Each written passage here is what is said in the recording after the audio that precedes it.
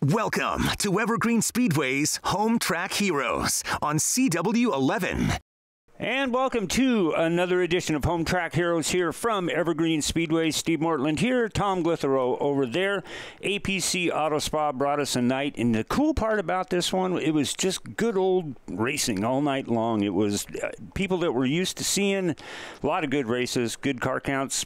You know, at this point of the year, which is kind of important, but good to see it. We've talked all year about, you know, the dog days of summer, and as the weather gets hotter, the competition picks up. We're there. We're there. After tonight, you know, a lot of these divisions only have one or two more races, so you got to accumulate those points. There's a couple real interesting points battles, maybe not so much tonight, but every position means something. That trophy's a little bit bigger, the bragging rights are better, and good action. Yeah, it's going to be a lot of fun tonight. We're going to start off our night with our BECU NASCAR mini stocks.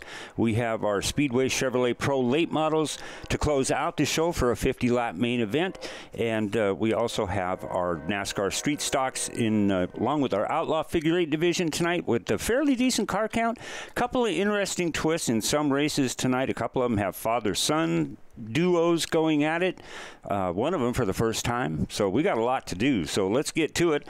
Like I mentioned, we're going to be bringing you our BECU NASCAR mini stocks, and we thank them so much for being a part of what we do out here at Evergreen Speedway, along with everybody that spends all season long with us, and especially to our cleanup crews, medical, towing, all those people. Well, you're right. We get through the fair, you know, it's coming up right now, you know, and then it won't be much longer, and we'll put a lid on 2021, and we'll get ready for 2022 in just a few more weeks. All right. Would you be so kind as to let these fine people know who's racing? You bet. Starting on the pole for the BECU mini stock race will be the number 25 car of Dylan Bewald. Dylan sponsored by Puget Sound Auto Repair in Port Orchard. Outside of Dylan in the 97, racer against child abuse car, Chad Sinner. In row 2, it's a 4-car, Cole Reardon in the Above and Beyond Design and Construction Special.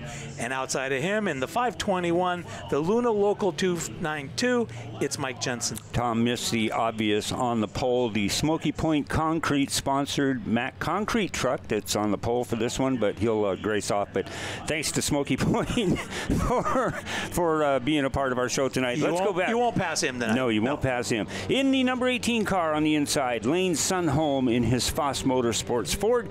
Outside of Lane in the 3rd row. In car number 14, normally we say it's Colton Price, but tonight it's Nat Barber in the Racers Against Child Abuse Volkswagen. In the 4th row on the inside, Cameron Iverson in his McConey setup shop car.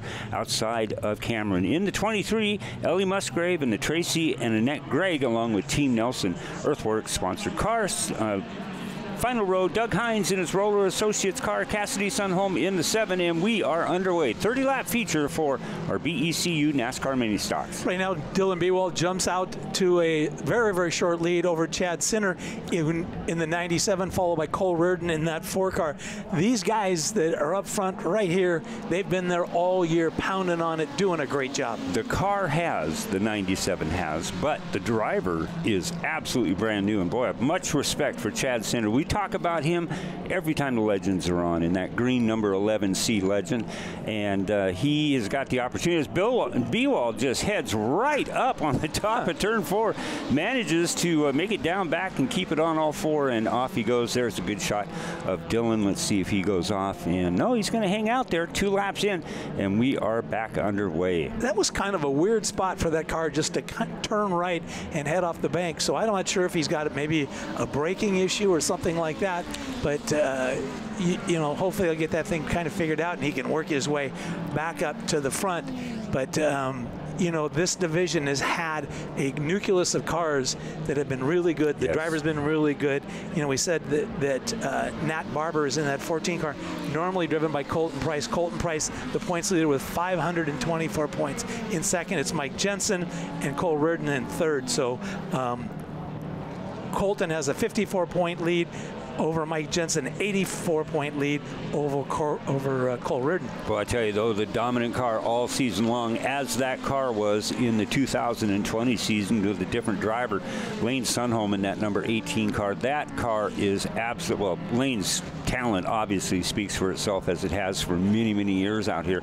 But boy, Lane in his style and that car just really make for an exciting package. As you can see him working the middle groove there. Mike Jensen still at the bottom of turn number 2 as they head down the backstretch into 3 of these guys racing on our 3/8 oval. Look at that move by Sunholm as he still is living in that outer groove, and swings are wide. Let's see if he can get around the 521 of Jensen as they head into 1. You see that, and Sunholm is very comfortable in that race car. He just loves that second groove. He's working it hard. That is a hard thing to do for racers, but Sunholm's been at it long enough and everything else.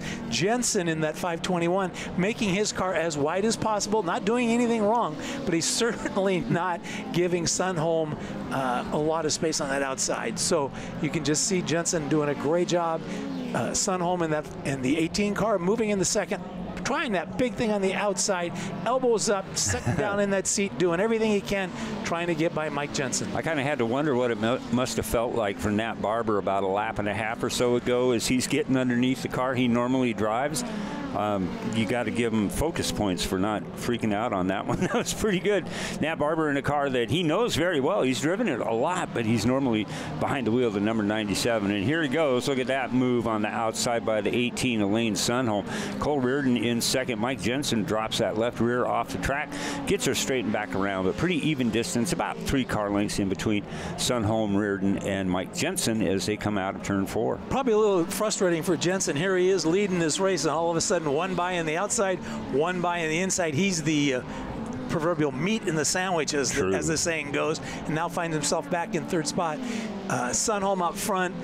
You know, I'm going to guess the rest of this division after the last 2 years would love to pool their money, buy that car, and sink it out in the middle of Puget Sound someplace, because that thing has been nothing but bad fast. There's a good shot of Dylan Bewald coming out of turn number 4. Had the preferred position on the pole at the start of this main event for our BECU NASCAR Mini Stocks, as we are 18 laps to go, 12 down, as Lane Sunholm's does the math right there. 17 now as he takes that thing out of turn 2 on the backstretch with Cole Reardon about now 6 car lengths to the back, and Mike Jensen hanging on to that 3rd spot as they are winding down the laps. Lane Sunholm across the line one more time. Well, Sunholm's job right now, while he's out front and makes it easy, the hard part for him is to keep the attention. He's got to make sure he's hitting his marks. If he uses a spotter, the spotter's going to be, okay, hit your marks, hit your marks. We don't need any more lead. Don't use your stuff up. So, you know, there's going to be a constant stream of conversation to Sunholm to keep him up in the seat, keep him sharp, and thinking about what he's doing out there. There's Chad Sinner in the number 97, the first time out in a NASCAR Mini Stock, and this may be, and correct me if I'm wrong, his first time obviously in a full-bodied stock car, for lack of a better term, but front-wheel drive too. There's a whole lot of things that young man's got to learn, but boy, he has done such a great job in the Legends when they run out here, virtually every track that they run at, and it's good to see him taking on a new challenge so far as we are just past the halfway point in our 30-lap main event. Chad Sinner still hanging in there, getting valuable seat time. You know, the one thing we're starting to see in the last year or so is drivers moving from class to class. Not, you know, up or whatever, but, you know, that's what's going on. And right now we have a caution for Sinner, who tried his best to spin that car out, but didn't do it, saved it. And you can see our Speedway Chevrolet Camaro making their way out. We've got a couple of replays that are just going to pop up on your screen here any second. Thanks to Brandy Chavez for all the work that she does with Brandy Hood Promotions to bring you these in-car shots that I thought we were going to see, but we are going to work it back, get it back turned around. There it is. They call that a tank slapper. Yeah. That fuel tank wants to slap the inside wall, wants to slap the outside wall as he works it down the racetrack. All right, we'll bring it back upstairs for just a few seconds here as they kind of get everything straightened around for our BECU NASCAR Mini Stocks.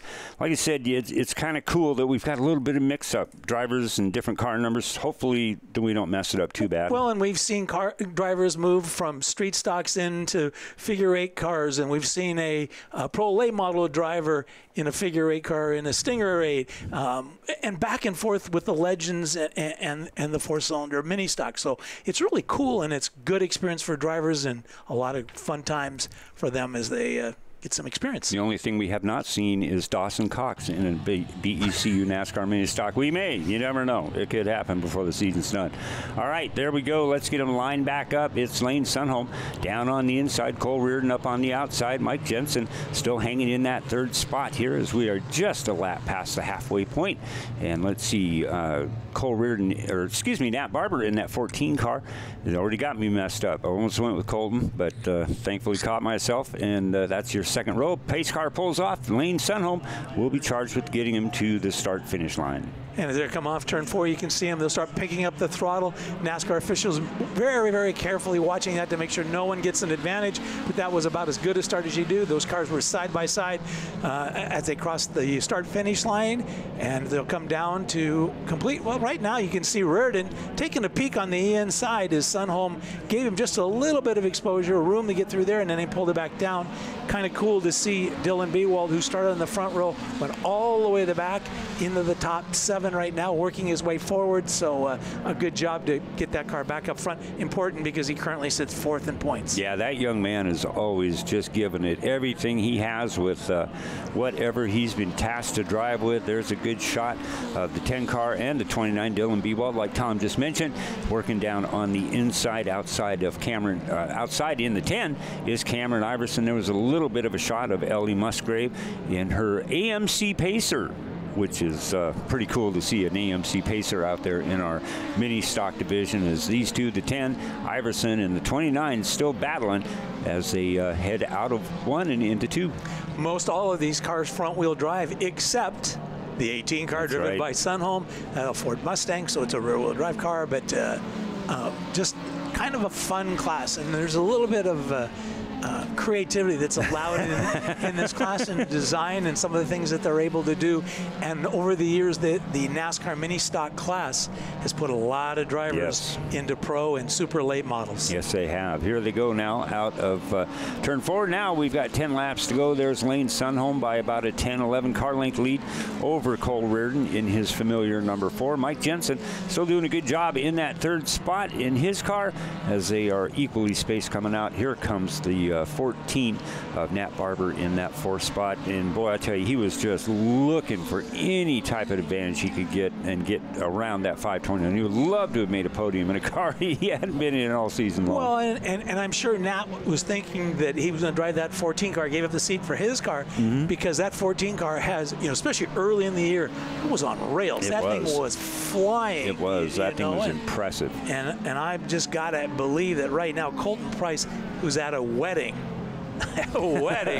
is probably got one eye on his cell phone, and he's watching, you know, my laps just to see how his race car is doing. All right, 6 laps to go in our BECU NASCAR mini stock main event. 24 have been put in the books, and now we've got 6 to go. It will be 5 when he comes across, as Lane Sunholm still just running on autopilot. He'll take it out at turn number 4 to get underneath the now a little bit of smoke coming out of the back of the 1 car there as he rides it high up into turn number 1, probably some tire rub or something like that. Lane Sunholm just getting now underneath Doug Hines, who's having an off night in his number 13 machine, but it's all Sunholm all day long out here in this mini stock main event. Hines pushing the envelope, green in 13.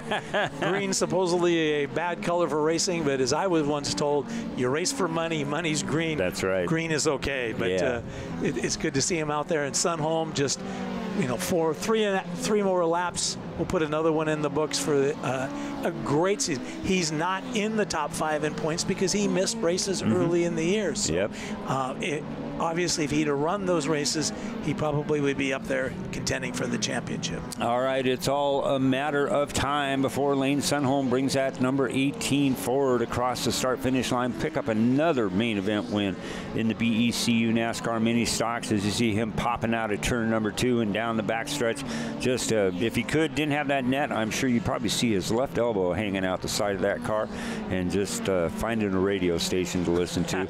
But white flag out now. 1 more to go for Lane Sunholm. Sunholm dives her down in there. The 7 car, that's his daughter. That's right. And so Dad is probably looking over, smiling at his daughter as he's heading down into 3-4 for the final time. He'll come off there, take the checkered flag, and another win in the PECU mini stock class. All right, we're going to bring our top 3 up to our Angel of the Winds winners platform here at Evergreen Speedway as the rest of the field wraps up their 30 laps. And here comes the 97. Good job, Chad Sinner, getting across the start-finish line. I'm sure he just had a blast. All right, Lane, you got the win tonight. Obviously a pretty good day for you. It was a good day. The car was good. Everything worked well.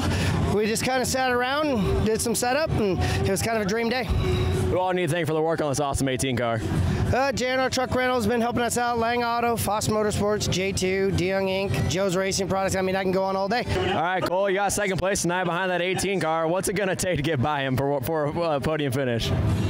For him to break. No, it's I love racing with those two guys, man. They're super clean.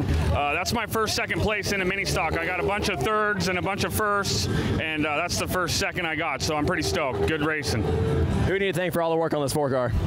Oh, Happy Cookies and Cakes, Above and Beyond Design and Construction, Native Coin, J2 Racing Parts, BECU, my crew, my girlfriend, Jenny, she's in the spotting tower. Great night. All right, Mike. Well, third place tonight. I mean, a couple spots short, but it was some great racing out there, and you're able to hold off the 18 for quite a few laps out there. Yeah, I mean, Lane's quick, and if I can run up front for a little bit, that's good. Cole got me for second, and just tried to hold Nat off for third place, and it's been a great night. Cars coming together, and really happy with everybody that helps me and everybody that comes out. We couldn't do this without everybody's help and their support. Well, who specifically do you give a shout out to for the 521 car? Lyuna, local 292 out of Everett. They're a huge help for me, and I'd love to keep them on board. I mean, JBR, John Bender Racing. I couldn't do it without these guys, and it means a lot to me that they have enough faith in me to do it for them.